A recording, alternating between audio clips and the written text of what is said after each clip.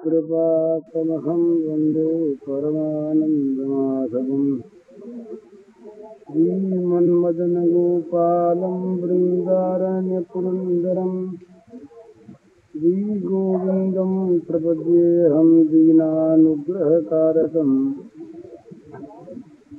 वन्दे मुकुन्दमरविन्ददलायताक्षम् कुन्देन्दुशङ्खदशनं शिशुगोपदेशम् इन्द्रादिदेवगणवन्दितपादपीठम् वृन्दावनालयमहं वसुदेवसूनुम्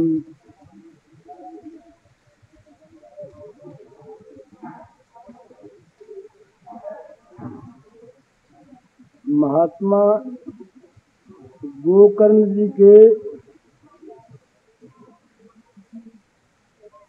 पिता के प्रति निवेदन किए हुए 2 श्लोकों का प्रसंग अपने चल रहा है।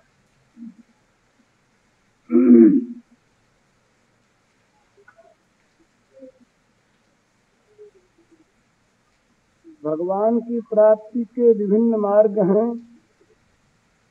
और वो सभी मार्ग अधिकारी भेद से, रुचि भेद से ठीक है, पर कुछ ऐसे धर्म हैं, कुछ ऐसी चीजें हैं जो किसी भी मार्ग से जाए यात्री को अपने साथ रखनी पड़ती है।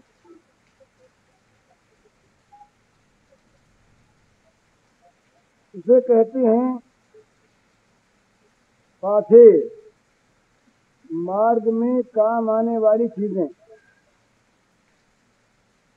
इसी का नाम है मानव धर्म। इसी को कहा है योग दर्शन में यमनियम।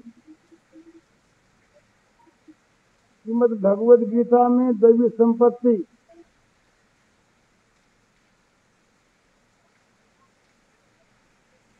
श्रीमद् भागवत के 7वें स्कंध में इन्हीं का वर्णन 30 धर्मों के रूप में है और इन्हीं को यहाँ पर 11 प्रकार के उपदेश के रूप में गोकर्ण जी महाराज ने कहा है। देहे स्थिमांस रुद्रेभिमतिं त्यजत्वम्, देहे स्थिमांस रुद्रेभिमतिं त्यजत्वम्, जाया सुतादिषु सदा ममतां विमुञ्च, पश्यानिशं जगदिदं क्षणभङ्गनिष्ठम्, वैराग्यरागरसिको भो भक्तिनिष्ठ। ये पहला श्लोक। इसमें 5 बातें कही। इस देह में, शरीर में, अस्थिमांस रुधिरमय शरीर में जो मैंपन है, ये शरीर में हूँ, इस अभिमान को छोड़ दो।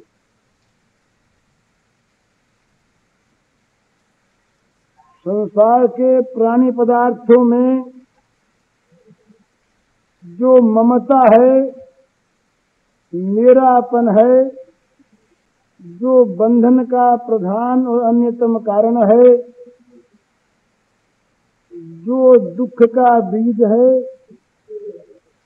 उस ममता का सदा के लिए परित्याग कर दो।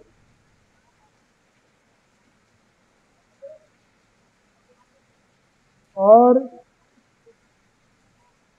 इस जगत को जो देखने सुनने में आ रहा है, इसको निश्चय रूप से क्षणभंगुर देखो। प्रतिक्षण इसका नाश हो रहा है। वैराग्य के रंग में रंग जाओ, विराग रूपी राग के रसिक बन जाओ और भगवान की भक्ति को अपना स्वभाव बना लो। ये 5 बात इस श्लोक में आई। अगले श्लोक में कहते हैं धर्मम भज सततम त्यज लोक धर्मान।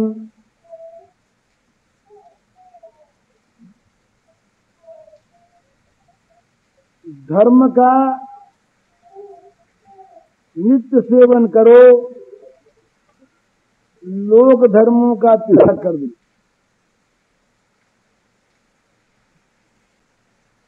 धर्म में एक वचन है, लोक धर्मान बहुवचन है। गीता के अंतिम उपदेश में भगवान ने जो कहा है वही यहाँ पर है।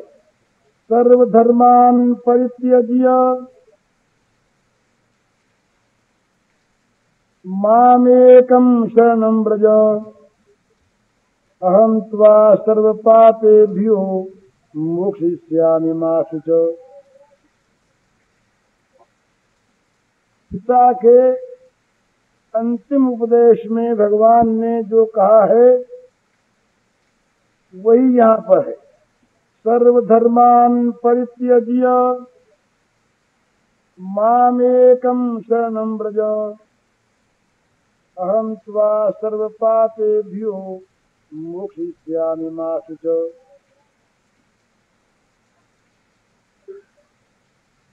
धर्मं भज सततं त्यज लोक धर्मान् सर्वधर्मान् परित्यज्य त्यज लोक धर्मान्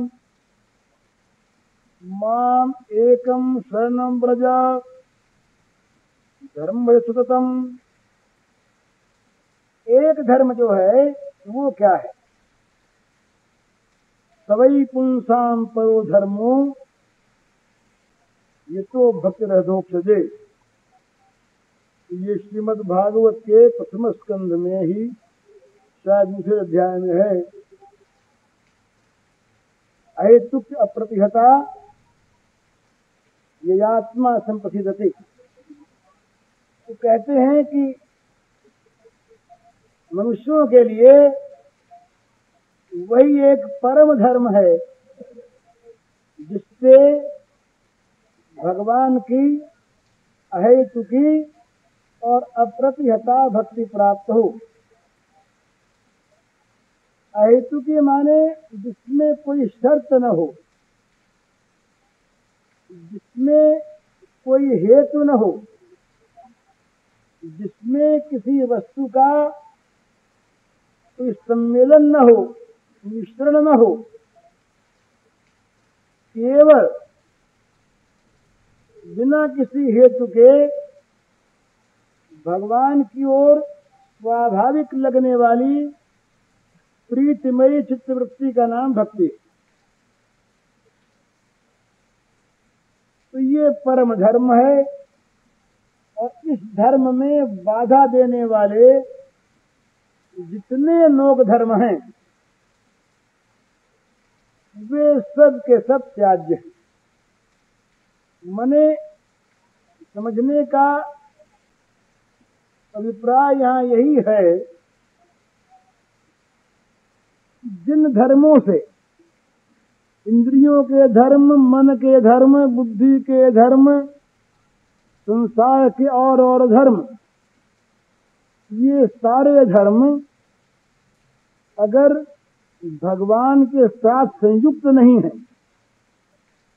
तो उनका नाम होता है लोक धर्म।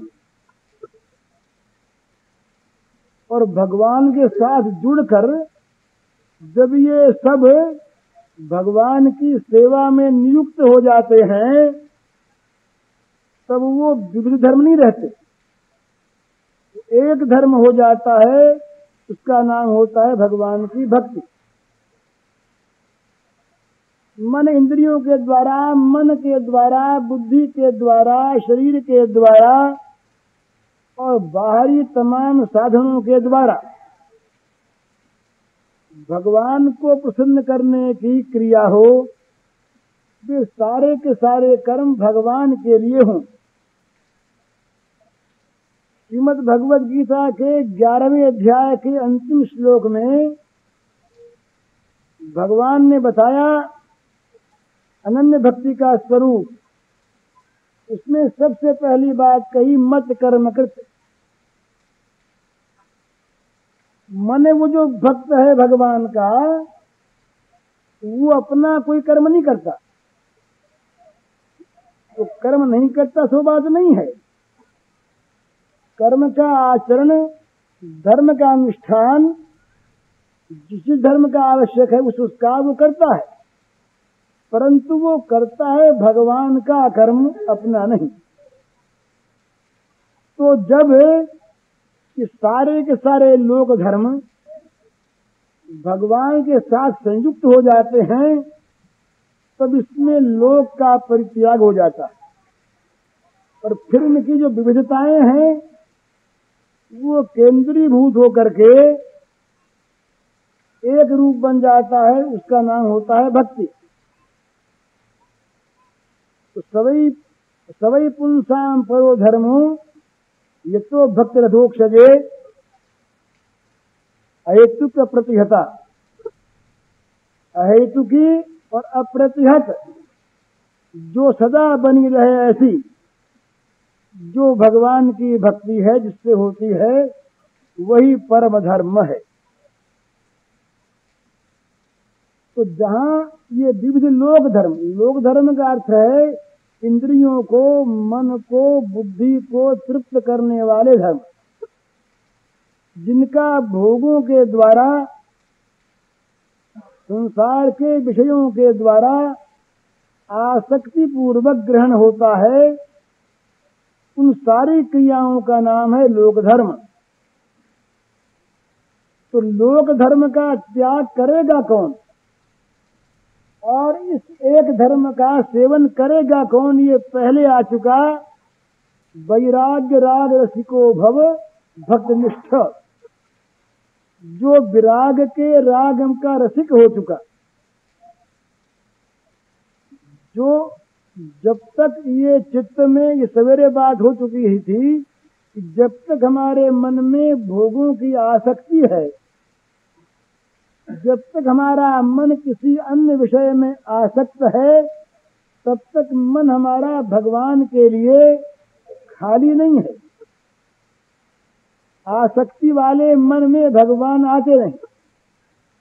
तो तमाम आसक्तियों को दूर कर दिया जाए, तमाम आसक्तियां मन से निकाल दी जाएं, और उस निकली हुई स्थिति में आसक्तियों के निकल जाने पर जो चित्त की स्थिति होती है, वो स्थिति होती है विरागमयी। इसी का नाम वैराग्य है। और उस वैराग्य में एक होता है महान आनंद, महान रस। उस रस का हम लोगों को किसी को पता है ही नहीं। इसलिए पता नहीं है कि हम लोगों में कभी पूर्ण विराग, चित्त सर्वथा आसक्ति रहित किसी का हुआ हो, उसे भले अनुभव हो, पर आम तौर पर हम लोगों को उसका अनुभव नहीं है कि विराग में भी कोई रस होता है, और वो रस कितना सुंदर मीठा होता है, तो कितना मधुर होता है, कितना वो चित्त को हमेशा के लिए अपने अंदर डुबो देने वाला होता है, इसका हम लोगों को अनुभव नहीं। पर गोकर्ण जी महाराज कहते हैं कि वो रस है। रस माने वो महान आनंद है। उस रस के तुम रसिक बन जाओ, उस राग में तुम रंजित हो जाओ, तो क्या होगा? भक्ति निष्ठा प्राप्त होगी। भक्ति निष्ठा प्राप्त होने का ही ये दूसरा रूप बताते हैं, सिद्ध लोक धर्मान और धर्मम सतत भजस्व। इसका अर्थ यह है कि लोक धर्मों को त्याग करके इंद्रियों को तृप्त करने वाले जितने कर्म हैं, मन को तृप्त करने वाले जितने कर्म हैं, इन सारी क्रियाओं से चित्त को हटाकर, इन सारी क्रियाओं से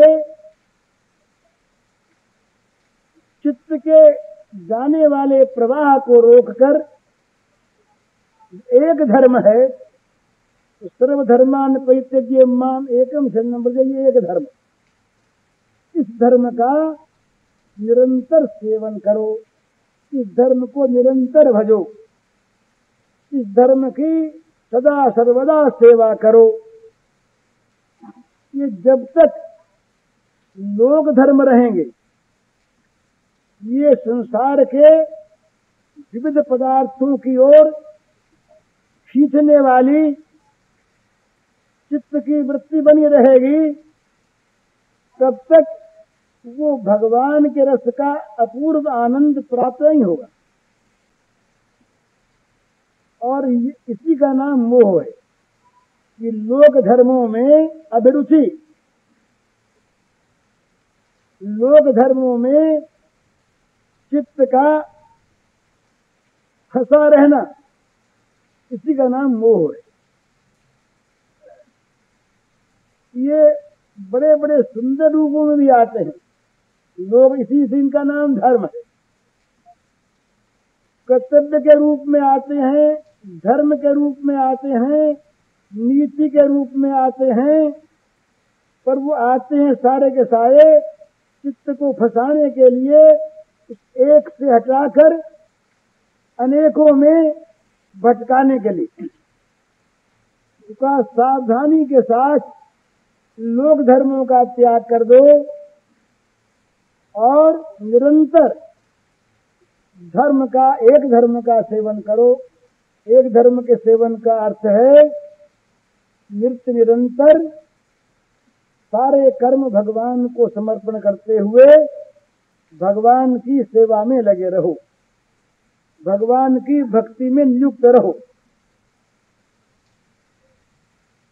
जो कर्म भगवान के लिए होते हैं, जिन कर्मों के द्वारा भगवान की पूजा होती है, जो कर्म भगवान को आप्यायित करने वाले होते हैं, वे कर्म कर्म नहीं रहते। उन कर्मों का नाम है भगवान की पूजा। स्वकर्मणा तमभ्यर्च सिद्धिम विन्दति मानव। कर्म जहाँ विषय की ओर दौड़ता है, वहाँ वो कर्म बंधन कारक है, और वही कर्म जब भगवान की पूजा में नियुक्त हो जाता है तो वो बंधन को काट देने वाला होता है। तो भगवान के लिए होने वाला कर्म, कर्म करने के बाद भगवान के अर्पण किए जाने वाले कर्म और भगवान के ही कर्म, इसमें नहीं बांधने वाले होते। थोड़ा इनमें अंतर है। हमने पहले कर्म किया और करके फिर हमने किसी के अर्पण कर दिया, धन कमाया और कमा के किसी को सौंप दिया, एक बात। दूसरी बात, हमने कमाया किसी के लिए, पर कमाया हमने कमाया किसी के लिए, हमारे वो कर्म समर्पित कर्म हैं। हम कर्म करते हैं पर करते हैं उसके लिए। और तीसरा स्टेज ये है कि जिसमें हमसे कोई कर्म कराता है, वो कर्म की प्रेरणा, कर्म में जो प्रेरक होता है वो हमारा अपना बुद्धिबल नहीं है, हमारी अपनी किसी व्यवस्था का फल नहीं है, वो कोई दूसरा कर्म कराता है, हम उसके यंत्र हैं। वो यंत्री है, हम यंत्र हैं। वो संचालक है, हम चलते हैं। वो सूत्रधार है, हम कठपुतली हैं। उसके हाथ में डोरा है, वो नचाता है। अपना कर्म कोई वहां नहीं रहता, दूसरे को अर्पण करने के लिए भी और अपने करने के लिए भी। तो ये होते हैं मत कर्म। तो ये जब भगवान के समर्पित हो जाता है भक्त संपूर्णतया, जब इस मन को भगवान पूर्णतया अपने अधिकार में ले लेते। सारे कर्मों का मूल है मन। ये हाथ पैर जो हैं, ये जबान है, ये और जो इंद्रियां हैं, ये तो स्थूल हैं, ये गौण हैं, ये उससे पीछे की चीज है।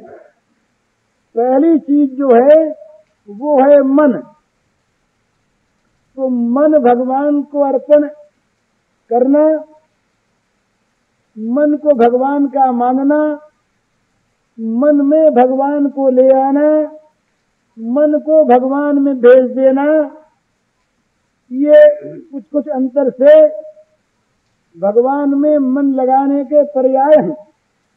परंतु एक स्थिति ऐसी होती है जिस स्थिति में मन को भेजने, मन को अर्पण करने, मन में भगवान को लाने, मन को भगवान में लगाने, इस प्रकार की क्रियाओं का करने वाला कोई अधिकारी नहीं होता।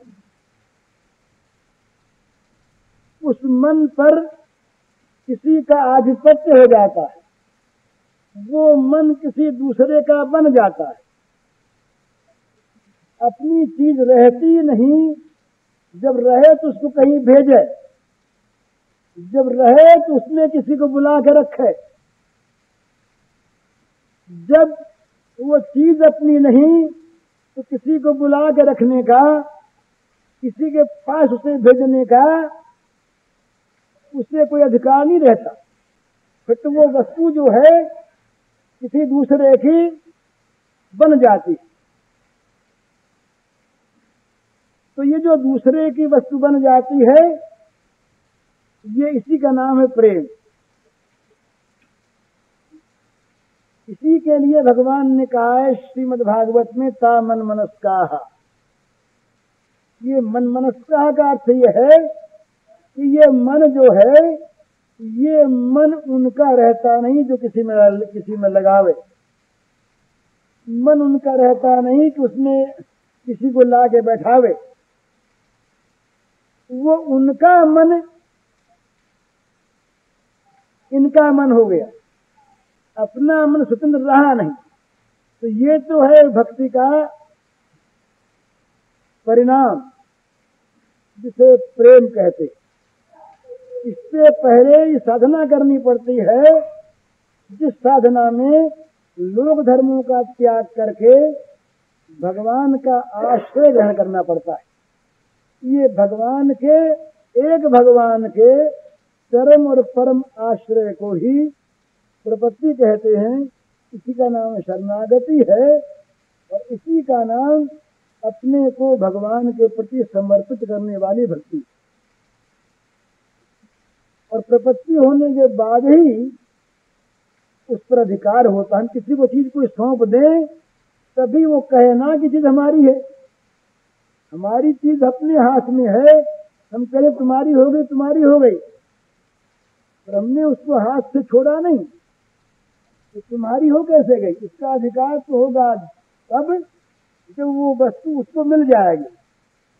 किसी वस्तु के किसी को दान दे देने पर उसका स्वामी ज्यादा नहीं रहता, उसका स्वामी हो जाता है गृहीता, लेने वाला। पर दान दे चुकने पर तो शरणागति जो है ये दान दे चुकने की स्थिति है। अपना सर्वस्व समर्पण कर दिया भगवान के, अपने को भगवान पर छोड़ दिया, न्यौछावर कर दिया, अपना हानि लाभ, अपना लोक परलोक भगवान पर छोड़ दिया। वो चाहे सो करें, चाहे जैसे करें, चाहे जब करें, बिना शर्त के अपने को सौंप दिया। इसी का अर्थ है माम एकम शरणं व्रज। एकम जिस शर्त को साथ ले गए तो एकम नहीं है। तो ये जब हो चुकता है तब वो प्रेम की प्राप्ति होती। इसके बाद इसलिए लोक धर्मान का ये अर्थ है कि जितने भी ये विषयों में आसक्त करने वाले कर्म हैं, विषयों की आसक्ति से होने वाले कर्म हैं, इन सारे कर्मों से मन हट जाए और वो मन एकमात्र भगवान में नियुक्त हो जाए, उसमें लग जाए। इसके बाद फिर कहते हैं देवस साधु पुरुषान जय काम तृष्णा। इसके लिए उपाय क्या है? ये होगा कैसे? तो होगा ऐसे, और होने के बाद भी जो विशेष जो इसका रस है उसकी प्राप्ति बिना संग के नहीं होती। श्रीमद् भागवत में सत्संग की बड़ी महिमा है। सत्य माने भगवान और संग माने भगवान का संग। सत्य माने भगवान और संग माने आसक्ति, भगवान में आसक्ति। सत्य माने भगवान को प्राप्त हुए पुरुष और संग माने उनका साथ। तो इसका असली तात्पर्य एक ही है कि भगवान के साथ हमारा संग हो जाए। तो श्रीमद् भागवत में इसकी बड़ी महिमा सत्संग की। तो इसके कई रूप हैं। सत्संग एक वो भी है जिससे बुद्धि निर्मल होती है। सत्संग वो है जिससे पापों का नाश होता है। सत्संग वो भी है जिससे अंतःकरण की शुद्धि होकर मुक्ति की प्राप्ति होती है। सत्संग वो भी है कि जिससे ज्ञान का उदय होता है। सत्संग वो भी है जिससे शुभ कर्मों की प्रेरणा होती है और हम अच्छे कर्म करके स्वर्ग में जाते हैं। सत्संग वो भी है कि यहाँ हम अच्छे कर्म करते हैं जिससे हमारे इस लोक में उन्नति होती है, अभ्युदय होता है। एक सत्संग बड़ा विलक्षण है और वो ऐसा है जिसके लव मात्र समय में होने वाले आनंद और लाभ के सामने यहाँ की तो बात ही क्या है, स्वर्ग राज्य की बात भी नहीं, पुनर्भव मोक्ष की भी तुलना नहीं होती। तुलयाम लवेनापि न स्वर्गम न पुनर्भवम भगवत संग संगस्य। ये सत्संग जो है ये भगवत संगियों का संग इस प्रकार का है जहाँ मर्त्यानाम की निकाशित है। इस मतलब की तो कोई चीज ही नहीं है। ये न स्वर्गम न पुनर्भवम, स्वर्ग प्राप्त होता हो अखंड और अपुनर्भव, दूसरा जन्म न हो, इस प्रकार की मुक्ति प्राप्त होती हो, वो भी भगवत संगियों के लवमात्र के संग के साथ उनकी तुलना नहीं होती। तो ये इसमें क्या वस्तु है, इसमें खास चीज है तो भगवत संगियों का संग। सत्संग दो होते हैं, अनेक प्रकार मैंने अभी आपको बताए। मुख्य दो प्रकार उसके, एक होता है भगवान को जानने और बताने वालों का संग, और उन्होंने मार्ग बताया। तो एक होता है भगवान में घुले मिले अंतरंग, उनके साथ रहने वाले, अंदर की बातों को जानने वाले संगियों का संग। बड़ा भेद है। गीता के 18वें अध्याय में जहाँ ज्ञान की परानिष्ठा का वर्णन है, इस ज्ञान की परानिष्ठा में पहले साधनों का वर्णन आया। साधन करते करते स्थिति क्या होती है, ब्रह्म भूयाय कल्पते, प्राप्ति की योग्यता मिलती है। और फिर ब्रह्म भूतः प्रसन्नात्मा न शोचति न कांक्षति तम सर्वेषु भूतेषु ये इतना होता है। तो ब्रह्म भूत हो गया और उसकी आत्मा प्रसन्न हो गई, अर्थात उसका सारा शोक सदा के लिए मिट गया। चलते शोक मात्मवित, वो शोक रहित हो गया, प्रसन्नात्मा हो गया। उसको न किसी बात की चिंता रही और न किसी बात की आकांक्षा रही।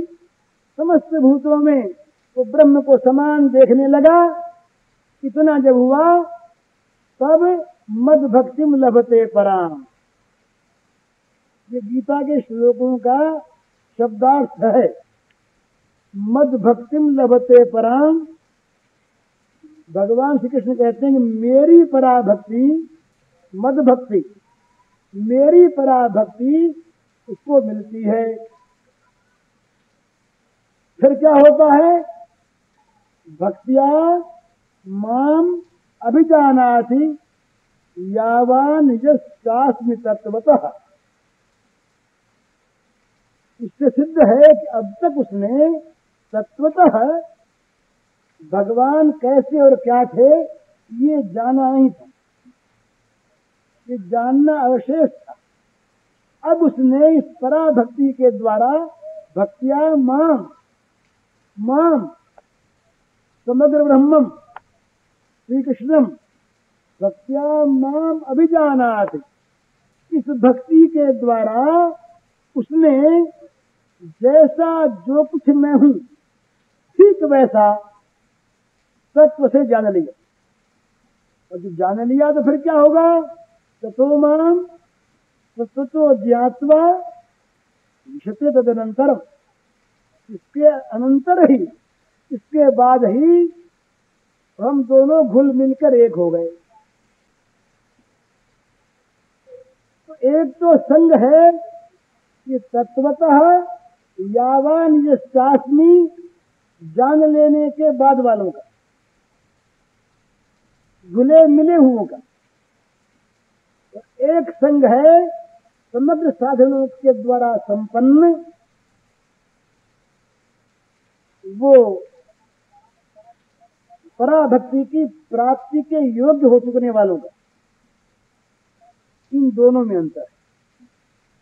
जो घुले मिले हुए हैं वो यावान यस्यास्मि तत्वतः, वो पूरे स्वरूप को, अंतरंग स्वरूप को, अंदर की बातों को ठीक जानते हैं। तो वो जो जानते हैं अंदर की बातों को, वो जानते हैं देखकर, वो जानते हैं साथ करके, वो जानते हैं मिलकर, वो जानते हैं लीला के सहचर होकर।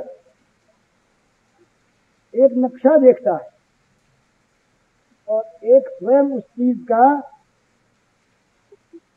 दृश्य देखता है। एक भोजन की सामग्री का वर्णन पढ़ता है, एक उसे खा के स्वाद लेता है। स्वाद लेने वाले की अनुभूति और सामग्रियों को जानने वाले की अनुभूति में बड़ा अंतर करता है। स्वाद लेने वाले की अनुभूति ऐसी होती है कि वो वस्तु को जान जाता है तत्वतः अंदर से, और फिर कभी वो जानना चाहे कि भाई स्वाद कैसा, का तुम खाओगे क्या, तो बोले हम तो खाएंगे। तो जो शख्स चुकता है, जिसको मिल चुकी है वस्तु, वो लाभ ही दे सकता है। तो भगवत संग संगत की, ये भगवान के साथियों का संग, भगवान के साथ रहने वाले। संगी माने प्रेमी, संगी माने अनुरागवान, संगी माने आसक्त, संगी माने भगवान में जिनका राग आत्यंतिक हो गया हो, ऐसे रागानुग या रागात्मक भक्त, ये भगवत संगी। उन संगियों का संग जो है ये बताता है भगवान के भीतर की बात। तो इसीलिए जो भगवान के पार्षद होते हैं ना, वो अपुनर्भव का त्याग करते हैं। उनको अपने उस प्रियतम की अंतरंग बातों को सुनने में जो आनंद आता है, वो आनंद उसमें अपनर्भव मोक्ष नहीं आता। वो कहते तुम्हारा अपनर्भव तुम अपने पास रखो बाबा, हमें तो तुम्हारी बात सुनने दो। ये भक्तों के ऐसे भाव हैं, वो कहा करते हैं कि हमें भगवान नहीं चाहिए, हमें चाहिए भगवान का भजन। हमें भगवान नहीं चाहिए, हमें चाहिए भगवान की गुणगाथा सुनने को। ये सुनने को प्राप्त होती रहे और उनका गुण गाने को मिलता रहे, तो इससे बढ़कर मोक्ष का आनंद नहीं। ये उन भक्तों की प्रेम भावना का प्रतीक, ये उनके हृदय का चित्र। तो ये जब मिलता है तो कहाँ मिलता है? ये मिलता है उन महात्मा साधुओं के पास, जो साधु भगवान के हृदय में जा चुके, अथवा जिन साधुओं ने भगवान के हृदय को ग्रस लिया। ये ग्रसना भगवान का शब्द है। स्वयं भगवान कहते हैं कि साधुओं ने मेरे हृदय को ग्रस लिया, ग्रस्त हो गया। तो जिनका भगवान के हृदय पर अधिकार हो गया, जिनका भगवान के सोचने वाले यंत्र पर अधिकार हो गया, और जिसने अपना हृदय भगवान के हृदय में मिला दिया, वो हृदय की अंतरंग बात जानते। अंतरंग बात जानने वाले जो भगवान के भक्त हैं, चाहे वो प्रेमी उन्हें कहें, चाहे भक्त कहें, चाहे साधु कहें, संत कहें, महात्मा कहें, महापुरुष कहें, गोपी कहें, बस वही जो है वो भगवान की अंतरंग बात, जो बात लोकालय में नहीं कही जा सकती। लोक धर्म का तो त्याग होता है।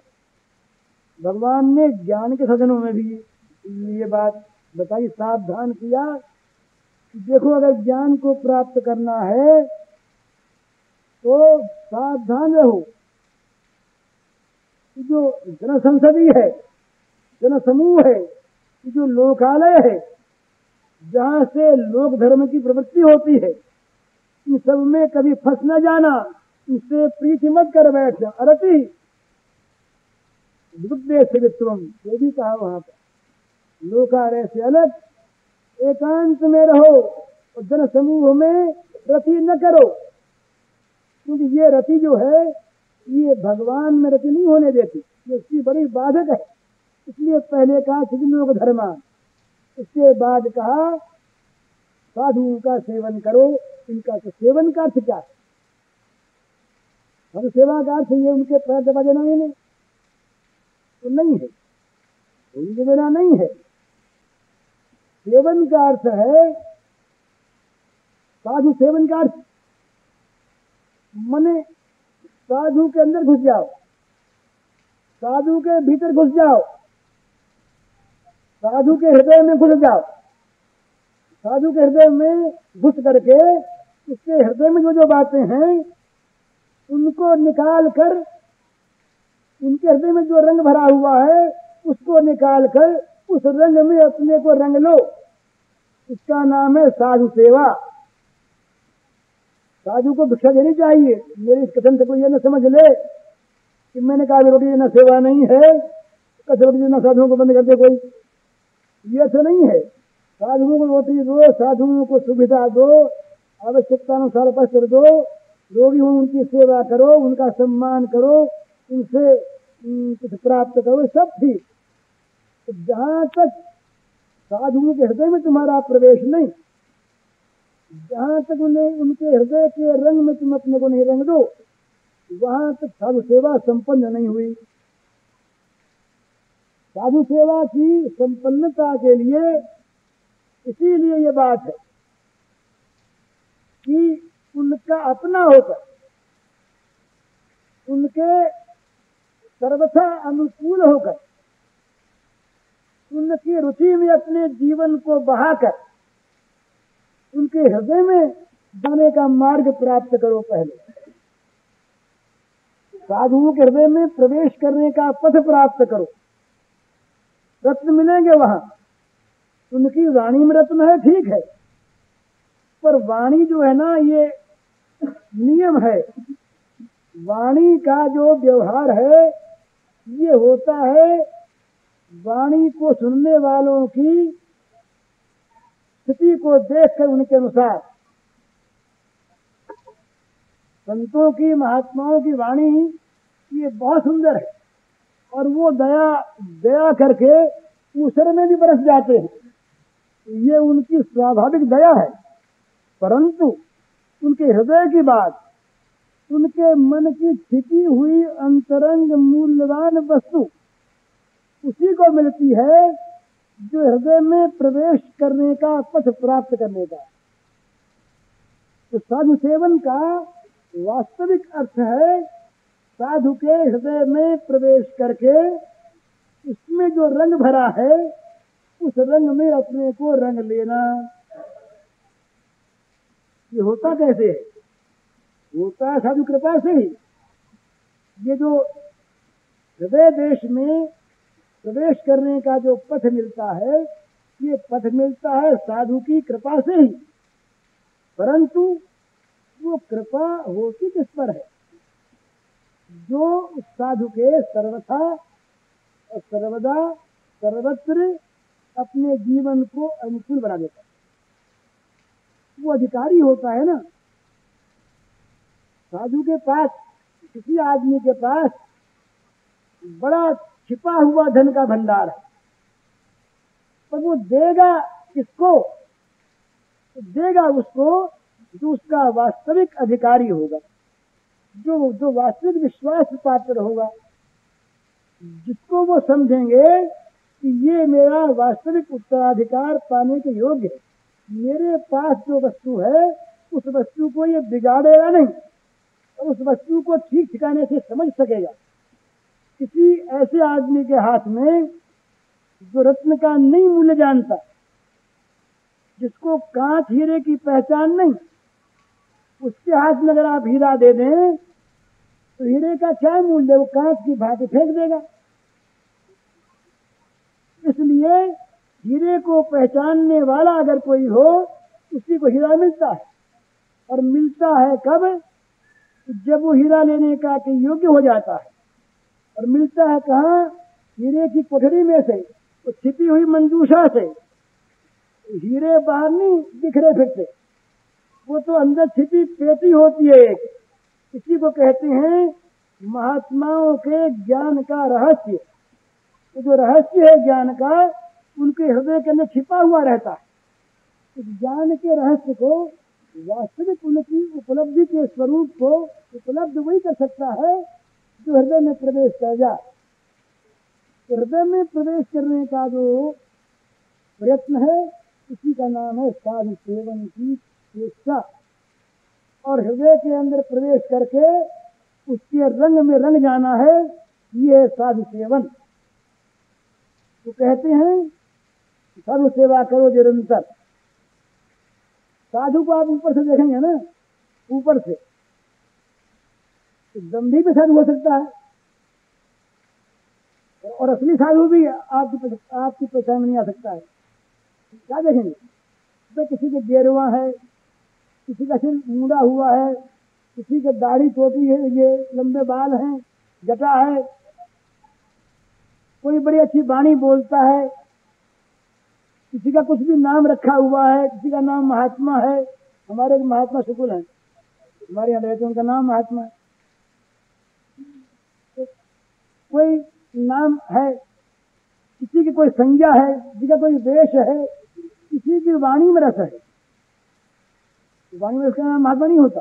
आपने देखा होगा नाटकों में इतना सुंदर वाणी का रस होता है गाने वालों में, इतनी बढ़िया सुरीली आवाज होती है, इतने बढ़िया उनके व्याख्यान होते हैं कि सुनने वाले मुग्ध हो गए। पर उनकी अंदर की पेटी में क्या है? या तो कुछ है नहीं, या शांत बिच्छू भरे हैं। तो संत वास्तव में बात नहीं पहचानने में आता। इसीलिए नारद महाराज ने ये बात ये बताई कि भाई देखो, संत का मिलना बड़ा दुर्लभ, और कहीं मिल गए तो पहचानना बड़ा दुर्लभ। दुर्लभो गम्यो, तो दुर्लभ है और अगम्य है, परंतु अगर मिल गया तो अपनी अपनी स्थिति के अनुसार है मिलना व्यर्थ, अमोघ फल होगा ही। पर फल उतना ही होगा जितना जितना तुम उसको समझोगे। तो संत लोग कहा करते हैं, ये सूत्र है समझ में नहीं आता, तो संत को जान लिया वो संत हो जाएगा। हम तो कहते हैं हमने तो बहुतों को जाना, किंतु तो हम हुए हैं। चन्नानंद जी महाराज बड़े संत हैं, राम जी महाराज बड़े संत हैं, शेख जी बड़े संत हैं, वो बड़े संत हैं, हमने जाना। हम कहते हम जानते हैं उनको, तो वो संत है, बड़ा संत है, हम जानते उनका नाम संत है, और वो संत संत की बात करते हैं, पर हम संत हुए नहीं। वही बात होगी, या तो वो संत नहीं है, हमने जाना नहीं, तो भाई हम इनकी बात छोड़ दें। हमने तो व्यास को जाना, वशिष्ठ को जाना, वाल्मीकि को जाना, तुलसीदास को जाना, सूरदास को जाना। कोई हमसे पूछे तुम जानते हो सूरदास कौन है? बोला जानते हैं, अंधा था, भगवान का बड़ा भक्त, जिसे सूर सागर बनाया। तुलसीदास जानते? बोला जानते हैं, रामचरितमानस कहते का राम भक्त। पर तुम तो तुलसीदास नहीं हो गए, सूरदास नहीं बने, संत नहीं बने, तो क्या है कारण? कारण है हमने जाना नहीं। जान लेते अगर उसके संत के हृदय को, संत के हृदय में प्रवेश करके संत के पास क्या माल है और कितना वो धनी है, कौन कौन सा उसके पास धन है, ये अगर पहचान लेते तो प्रवेश करने के बाद वो प्रवेशाधिकार प्राप्त होने में ही दिक्कत है। प्रवेश करने के बाद वो धन हमारा बन जाता तो संत का धन टूटता नहीं। एक और नियम है, जैसे भगवान सर्वदा और सर्वथा परिपूर्ण है, पूर्ण से पूर्णमादाय पूर्णमेवावशिष्यते, जिस प्रकार से पूरे में से पूरा निकाल लो तो पूरा बचता है, पूरे में से पूरा निकाल लिया फिर भी पूरा बच गया। इसी प्रकार जो भगवान को प्राप्त, परम पुरुष को प्राप्त जो संत हैं, उनके पास जो भगवान का प्रेम धन है, जो भगवान का ज्ञान धन है, वो इतना पूर्ण है, तो पूरा का पूरा किसी को मिल जाए तो उनके पूरे ही रहता है। उनके हृदय में चाहे 100 प्रवेश करें, 1000 प्रवेश करें, लाख प्रवेश करें, वो लाखों पूरे हो जाएंगे, वो पूरे ही रहेंगे। संत अनंत होते। तो संत के सेवन का ये बीच में प्रसंग आ गया, संत महिमा का, ये कुछ नई बात मालूम होगी आपको, पर ये वास्तव में तथ्य यही है। संत जो है ये रखता है अपनी चीज को अंदर हृदय में, और ये मिलती उसी को है जो उसका सेवन करता है। तो सेवन का अर्थ है हृदय में प्रवेश करके उसके रंग में रंग जाना। तो इसलिए कहा कि साधु निरंतर सेवन करो। तो सेवन करना वहां तक नहीं बनेगा जहां तक काम तृष्णा को तुम मार न दोगे। प्रवेश करने का पथ ही नहीं मिलेगा, तुम संत से दूर दूर रहोगे। जहां तुम्हारे मन में ये बात सामने आई कि संत की बात सुनने से कहीं काम तृष्णा छोड़नी पड़ेगी, तो ये संत हमारे काम का नहीं, और चलो कहीं ढूंढो किसी और को। तो जही काम तृष्णा जो है भोग तृष्णा, भोग वासना, इसका सर्वथा परित्याग करना होगा, तब संत के हृदय में प्रवेश होगा। और एक बात भगवान गोकर्ण जी ने बताई, बड़ी सुंदर असली बात। भाई हम बात करते ही हैं, बोलते ही हैं, मन में सोचते ही हैं, तो कहा भाई ये 2 बात करो पहले, तभी ऊपर की सारी बातें होंगी, नहीं तो होंगी नहीं। क्या करें? अन्येषु दोष गुण चिंतनमाशु मुक्त्वा सेवा कथा रसमहो नितराम पिबत्वम। दूसरे क्या करते हैं, दूसरों में क्या गुण दोष हैं, दूसरों में क्या भलाई बुराई है, इस चिंतन को तुरंत छोड़ दो, कल पर मत रखो। इसको आज छोड़ो, अभी छोड़ो, आशु मुक्तवा, कभी छूट जाओ। इसको कभी मन में रखो मत, क्योंकि तुमको तो मन में भगवान को रखना है, खाली करना है। इसको दूर करो और निरंतर भगवान की सेवा कथा का जो रस है उसे आनंद से पीते रहो, बड़ा मीठ। तो ये तरीका है कि भाई संसार को निकालें मन से कैसे। तो निकालने की चेष्टा करना अच्छा है, पर न हो सके तो न सही, चेष्टा करो भरने की। ये एक नियम और बताऊं मैं आपको, चित्त में भगवान के भर जाने के बाद तो विषय नहीं आ सकते, क्योंकि वो ठोस है, ठोस। भगवान घन है, वो जब भर जाएंगे तो और चीज आप पाएंगे नहीं। और विषयों से भरे हृदय में भगवान आ सकते हैं, क्योंकि इनमें पोल ही पोल है, विषयों में पोल ही पोल है, इनमें भगवान आ रहे हैं। पर भगवान से भरे हुए मन में विषय नहीं आ सकते। तो भगवान से भरना शुरू करो, इस पोल में, इस पोल के मकान में भगवान को रखना शुरू करो। एक रही हांडी, और हांडी जमीन में गाड़ी हुई थी, बड़ी मजबूती से सीमेंट से पैक कर दी गई। उसमें था जल भरा हुआ, बड़ी हांडी। तो जल निकले कैसे सारा का सारा, उसमें भरना था हमसा। तो किसी युक्ति जानने वाले ने बताया कि एक काम करो, शीशा भरना शुरू कर दो, जल निकालने की चिंता मत करो। शीशा होता भारी और ठोस, जितना जितना शीशा भरेगा उतना उतना जल आप बाहर आके निकलेगा। वो तो पतली चीज है ना, पोली पोल है, तो जितना उसमें शीशा भरा उतना जल निकला। और भरते भरते ऊपर मुंह तक हांडी को शीशे से भर दो, जल की बूंद नहीं रहेगी अपने आप एक। तो निरंतर भगवान का स्मरण करके भगवान को मन में भरते हुए, ये मत समझो कभी कि हमारे पाप ताप, हमारी विषय वासना भगवान को भरने में रुकावट डालेगी।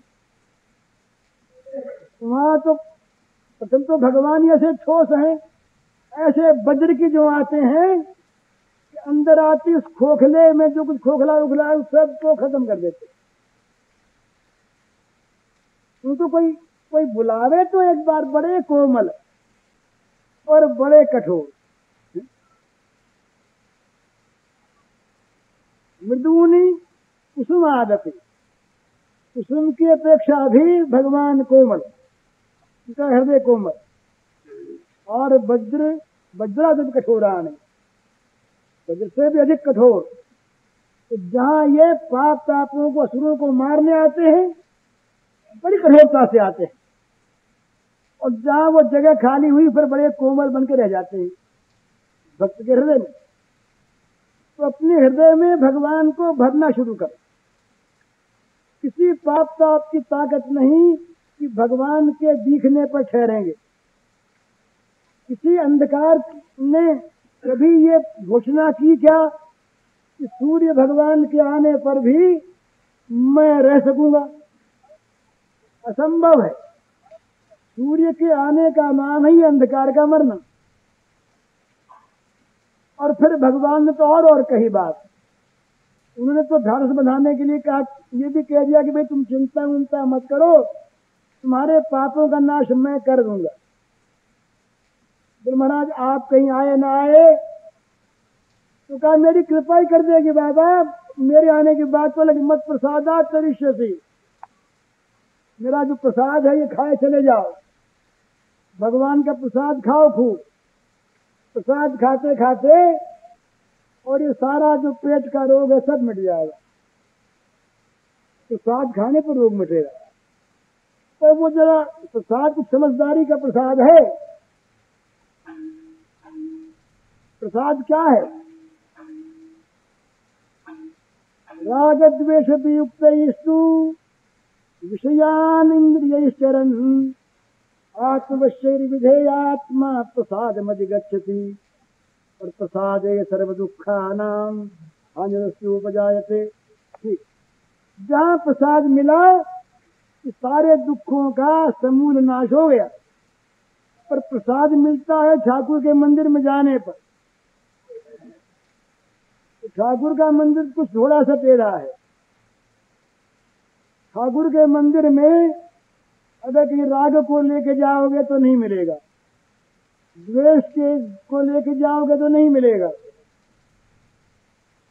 अगर मन को और इंद्रियों को नाचती हुई लेके जाओगे तो नहीं मिलेगा।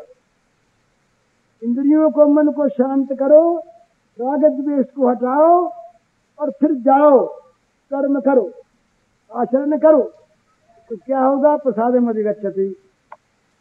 राग द्वेष वियुक्तैस्तु विषयान इंद्रियैश्चरन् आत्मवश्यैर्विधेयात्मा प्रसादमधिगच्छति। प्रसाद मिलेगा भगवान का बड़ा मधुर। फिर वो प्रसाद इतना मीठा मालूम होगा कि फिर उस प्रसाद को छोड़ के कुछ और आप खाएंगे नहीं। ये महाराज प्रसाद की बड़ी महिमा। हम लोग तो प्रसाद नहीं खाते हैं, हम लोग जीव का स्वाद खाते हैं। चैतन्य महाप्रभु जानते थे प्रसाद की महिमा। तो जगन्नाथपुरी में वो जूठन जो नाली में बह करके आती थी, उस नाली में बही हुई जूठन के चावल के कणों को, भात के कणों को, एक रघुनाथ गोस्वामी रहे, बड़े भारी भगवान के भक्त, पहले बड़े धनी पुरुष थे, भक्ति प्राप्त हुई, सर्वस्व त्याग दिया, वृंदावन वो नीलाचल में पुरी में आकर रहे, वो खाया करते थे उसको। तो महाप्रभु एक दिन पहुंचे पीछे से और छीन लिया हाथ में से, छीन के खा गए। तुम अकेले अकेले खा तुम नहीं देते। जहां प्रसाद में मीठी चीज तो खाई जाए, स्वाद लगने वाली तो खाई जाए। एक रघुनाथ और रहे, उन रघुनाथ के सामने आया जहर। किस रूप में आया? ससुराल वाले उनको मारना चाहते थे। वो बड़ी लंबी गाथा है, भक्त गाथाओं में है, किसी को चाहिए तो लेके पढ़ रहे हैं। अपने मतलब की बात इस समय कहनी है। उन्होंने क्या किया कि मिठाई में जहर मिला दिया। मिठाई में जहर मिलाया संदेश में। बंगाल में मिठाई होती संदेश, उस संदेश में चीनी की बनती है, उसमें जहर मिला दिया और उसको दिया एकदम ऊपर। उनकी जो पत्नी रही बड़ी साध्वी, वो जानती थी। अब मैके में बोले क्या, वो कैसे बिचारी, उसने एक पत्ते में लिख करके उसके ऊपर रख दिया कि जहर है। तो ये जब थाल गया, इन्होंने थाल को रखा भगवान के सामने, भोग लगाया तो स्वाद लग गया। भगवान ने खा लिया। मने जो भक्त भोग लगाते हैं ना, ऐसी बात नहीं समझनी चाहिए कि ये भगवान खाते नहीं, नहीं खाते हैं। अभक्त का, अप्रेमी का, पर प्रेमी का दिया हुआ भोग, प्रेमी का रखा हुआ नैवेद्य, ये भगवान खाते हैं। ये उन्होंने घोषणा की। पत्रम पुष्पम फलम तोयम यो में भक्त्या प्रयच्छति तदहम भक्तुपहृतम अश्नामि प्रयतात्मन अश्नामि। उसे मैं खाता हूँ। बोले भगवान भावना के भूखे, तो भावना के भूखे अगर भगवान मानते हो तो घर में मूर्ति मत रखो, मंदिर के भगवान को मत पूजो, वो तो अर्चावतार है। वो भगवान तो साक्षात खाते हैं, बोलते हैं, चलते हैं, हंसते हैं। हम जो अभक्त हैं इनके साथ नहीं, इनका नहीं खाते, तो जो भक्त उनका खाते हैं। तो रघुनाथ ने भोग लगाया, भगवान का प्रसाद बन गया। अब रघुनाथ उस थाली को लेके खाने बैठा, तो सबसे पहले वो पत्ता मिला। पत्ते में लिखा था कि संदेश में जहर मिलाया गया है, आप खाइएगा नहीं। रघुनाथ ने सोचा मन में कि ये संदेश है कि प्रसाद? जहर तो संदेश में था ना, भगवान के भोग लग गया, ये हो गया भगवान का प्रसाद। अब इसे जहर के डर से मैं छोड़ दूं तो मैं फिर भगवान को भोग लगाने वाला क्या हुआ? खा गया। जहर था बड़ा तीव्र, मर गया। वो देवी देख रही थी बाहर छिप करके, उनकी पत्नी, उसने भगवान को याद किया, प्रार्थना की। भगवान प्रकट हो गए और उसको जला दिया। ये है प्रसाद निष्ठा। हम लोग तो प्रसाद लगाने के पहले झूठ लेते हैं मन से, बोले भाई आज भगवान के वास्ते बिलाम की बर्फी बनाओ, खाने को मन आपन हुई। बोले बनी कि नहीं, 1 बज गई 2 बज गया, अभी तक बनी कि नहीं बनी? फिलहाल कुछ देर है, अब मनी में स्वाद लेवा मेरे को, इसी बर्फी बनी और बार बना तो जल्दी सी भोग लागे है, तो खाना तो बड़ो मन में मैंने चाख ली, बस झूठी होगी। ये ऐसा प्रसंग हमारा इस प्रेम में कि झूठा हुआ झूठा नहीं होता, बिना झूठा बन जाता है। एक चक्रे की भील की आती है कथा पद्म पुराण में, उस भील ने अपने गले में गए हुए पयाल के फल को इसलिए गला काट के निकालना चाहा, वो स्वाद था, तो स्वाद जो चीज है वो है, वो देनी भगवान को अपने खाने में। वो गले में गया उतर तो भगवान प्रकट हो गए। तो ये है प्रसाद। ये चक्री की बात, रघुनाथ की बात कभी याद आई तो सुना देंगे, नहीं याद आई तो न सही, ये प्रतिज्ञा नहीं है। तो वो चक्रिक भील जो रहा, उसने ऐसी निष्ठा रखी जो वस्तु स्वाद वो भगवान के। और हम लोग खाते हैं प्रसाद किस लिए? स्वाद के लिए। खाना है प्रसाद के लिए। ये प्रहलाद के सामने जहर आया और जहर माँ ने दिया। रोती हुई माँ ने पति की आज्ञा मानकर जहर देना चाहा। प्रहलाद ने कहा भगवान का भोग है ना, पी गया, वहां तो अमृत ही बन गया, मरना भी नहीं पड़ा। तो ये प्रसाद मध्य गच्छति, ये कब प्राप्त होता है प्रसाद? इस प्रकार से भगवान के मंदिर में जाए तो प्रसाद प्राप्त हुआ, सारे दुखों का नाश हुआ। तो मत प्रसादा करिष्यसि, वहां भी प्रसाद की बात है कि तू मेरा प्रसाद खा ले, बस प्रसाद खाया मेरा, कि अपनी शक्ति तुम्हें नहीं खर्च करनी पड़ेगी, सारी कठिनाइयों से तुम्हें मैं तार दूंगा। मेरा जो प्रसाद है, इस प्रसाद में इतनी शक्ति है कि वो प्रसाद तुम्हें आप से आप पहाड़ों को, किलों को लगा देगा। सर्व दुर्गानी मत प्रसादात करिष्यसि, दुर्गानी का हम अर्थ करें बड़ी बड़ी कठिनाइयों के किले, सब किलों को तू फतेह कर लेगा अगर मेरे प्रसाद को चख लेगा। तो प्रसाद तुझे कब मिलेगा? मेरा बन जा। तो ये भगवान को मन में लाने की निरंतर चेष्टा करें। भगवान का लीला सेवा कथा रस है, इसका पान करें।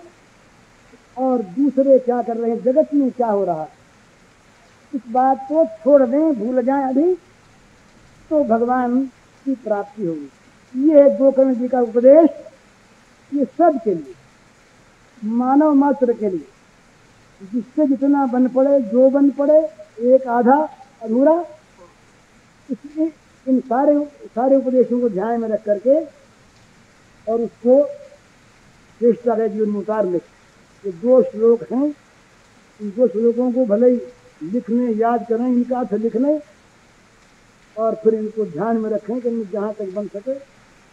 यही वास्तविक सत्संग का फल है। गोकर्ण जी सत्संगी थे, तुमने अपने पिता को तार दिया, तो पेट को तो तारा ही, भाई तुम दुकारी को तारा। तो ये गोकर्ण जी का उपदेश समाप्त होता है। तो मेरा भी समय पूरा हो गया, अब आप लोगों से क्षमा। बोल सियावर रामचंद्र की जय। पूज्य श्री भाई जी के इस प्रवचन का शीर्षक है गोकर्ण जी का उपदेश, और इसका कैसेट संख्या है 248।